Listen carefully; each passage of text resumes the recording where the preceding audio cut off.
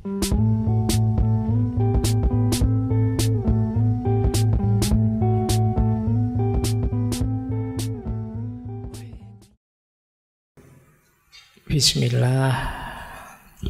mari kita kembali ke rutinitas kita, istiqomah kita mengaji.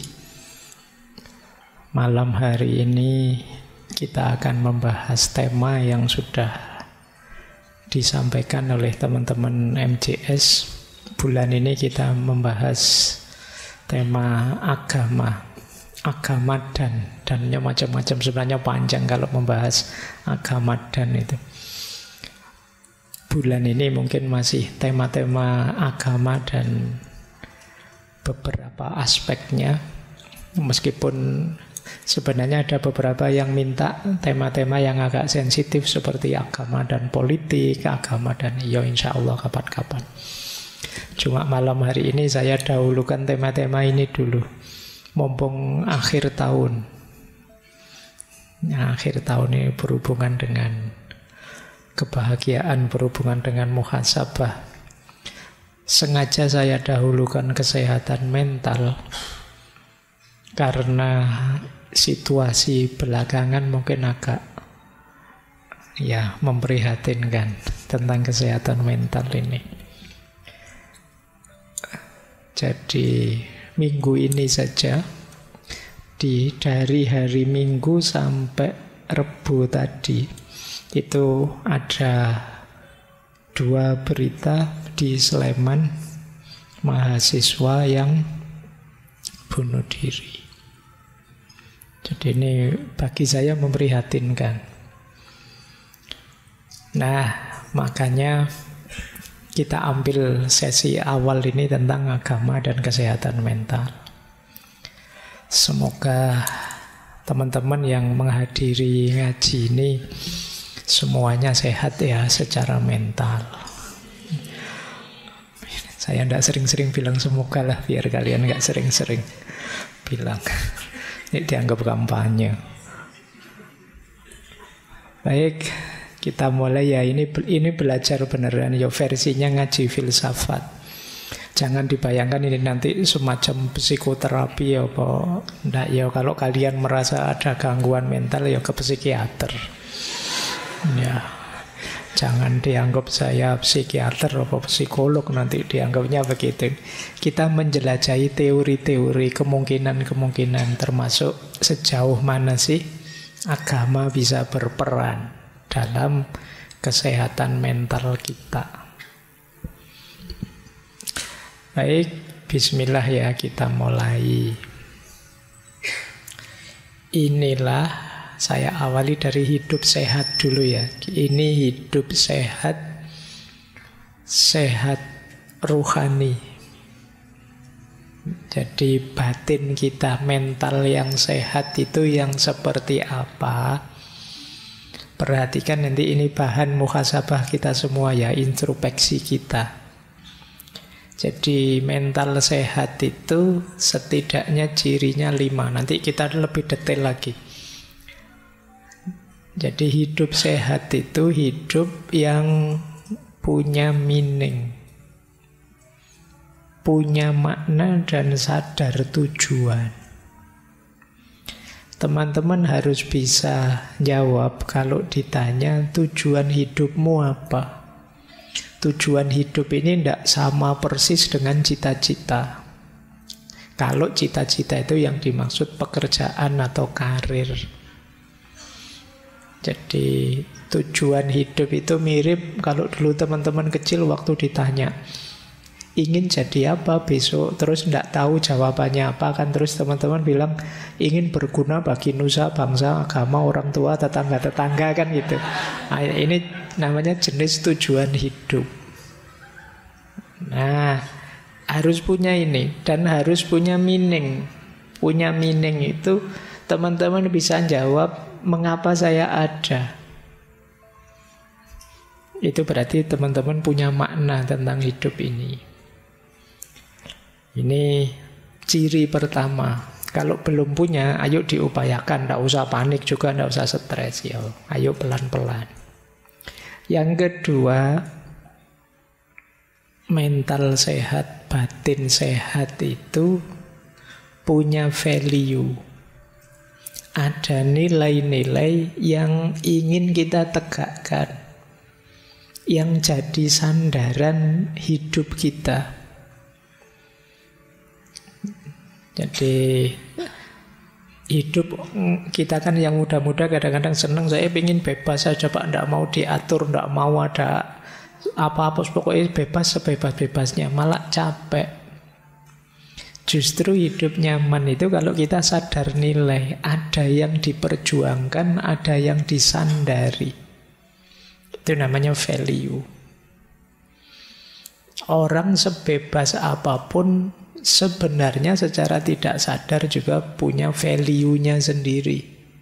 Tidak ada orang yang bisa sama sekali bebas, sama sekali lepas. Paling tidak dia sedang menegakkan satu value namanya nilai kebebasan.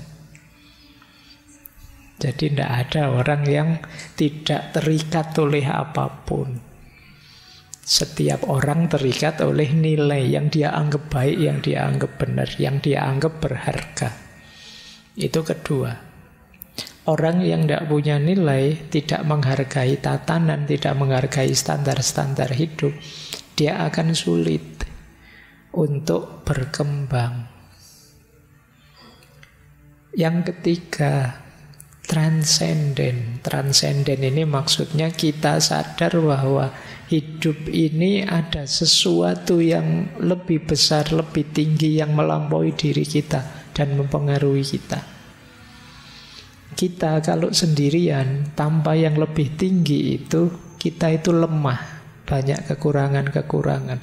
Tapi ada yang lebih kuasa, lebih tinggi, melampaui kita, yang membawa pengaruh pada hidup kita. Ini dimensi transenden namanya. Kalau yang beragama biasanya ditegaskan itu ya Tuhan. Tapi mungkin ada orang lain yang dianggap melampaui dirinya, itu mungkin bisa nilai tertentu, bisa wawasan tertentu, dan lain sebagainya. Nanti ada penjelasan panjang tentang transendensi. Kemudian hidup dengan batin sehat itu adalah connecting. Kesadaran bahwa kita ini tidak sendirian. Saya tidak ada artinya apa-apa tanpa kalian. Kalian butuh teman kalian, dan seterusnya. Jadi kita ini saling nyambung.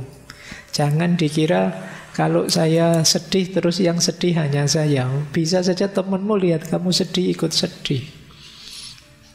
Ini punya teman kok merengut saja, akhirnya kita ikut merengut. Gitu loh. Kalau punya teman ceria, kamu kan ikut ceria. Ini kesadaran keterhubungan. Begitu buka medsos, isinya orang gegeran debat. Nah, kan kita ikut panas.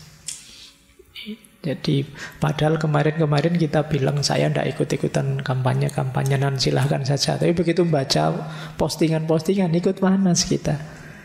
Kenapa begitu? Kita itu terhubung, jangan lupa. Jadi ada aspek connecting. Jadi kalau ingin baik, ya ayo baik bareng-bareng. Kalau ada yang rusak, ya bisa nular, dan akhirnya kita bisa rusak bareng-bareng. Maka penting masing-masing kita sadar bahwa kita ini terhubung. Jangan kamu bilang, Allah ngapain sih kamu ikut campur rusak-rusakku sendiri, kalau tidak mau ya minggir saja. Ya memang rusak-rusakmu sendiri, tapi merusak ya keterhubungan di antara kita. Karena kamu rusak, ya pengaruh rusakmu bisa masuk padaku. Karena kamu tiap hari misuh-misuh, ya mulutku ya gatel pengen misuh balik akhirnya. Kenapa? Kita ini connecting, terhubung. Nah, maka carilah koneksi yang baik. Jangan cari koneksi yang toksik. Nah, itu bahasamu hari ini kan itu, toxic relationship. Oke, ya istilahmu sendiri loh hari ini. Nah, yang terakhir becoming. hidup nyaman, ideal, itu ya yang kita tambah baik, tambah baik. Jangan ada yang merasa sudah baik. Yang merasa sudah baik alamat tidak bisa tambah baik lagi, wong sudah. Jadi kita itu ya sebut saja lumayan baik, tapi masih bisa lebih baik lagi. Ada banyak hal dari diri kita yang bisa diperbaiki lagi. Untuk membangun pride, kebanggaan diri, ayo membuat diri kita lebih baik lagi. Meskipun kecil. Dan ayo kita sadari ini. Kemungkinan teman-teman yang merasa kecewa dengan dirinya, merasa hancur hidupnya, itu tidak melihat dirinya yang bisa tambah baik lagi, entah dalam hal apa. Meskipun hanya kecil, ayo kita akui itu, bahwa saya sudah lebih baik kok Pak. Meskipun sangat kecil, tidak apa-apa. Itu menumbuhkan pride-mu pada dirimu. Pak, saya kalau tahun lalu sholatnya bolong-bolong Pak. Alhamdulillah sekarang masih bolong tapi tinggal sedikit bolongnya. Nah itu kan lumayan, ada yang lebih baik. Pak, kemarin saya sholat subuh mesti telat Pak, jam 7 baru bangun. Alhamdulillah sekarang jam 6:30 sudah bangun. Loh itu kan tambah baik, lumayan. Akui saja kamu lebih baik, tidak apa-apa. Menumbuhkan pride, kebanggaan pada dirimu. Meskipun sedikit, saya lebih baik sekarang. Nah, kalau gagal di satu aspek, cari di aspek yang lain, yang di situ kalian tumbuh lebih baik. Ini untuk menghindarkan dari rasa putus asa, rasa frustasi bahwa kamu itu tidak ada baiknya, kamu itu gagal semua, kamu itu hidupmu hancur, tidak ada yang baik yang kamu lupakan.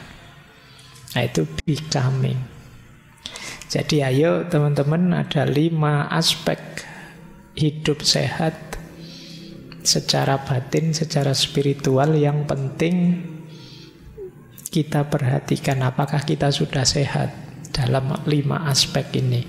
Jadi yang pertama makna, meaning, yang kedua values, yang ketiga transcendent, yang keempat connecting, dan yang kelima becoming.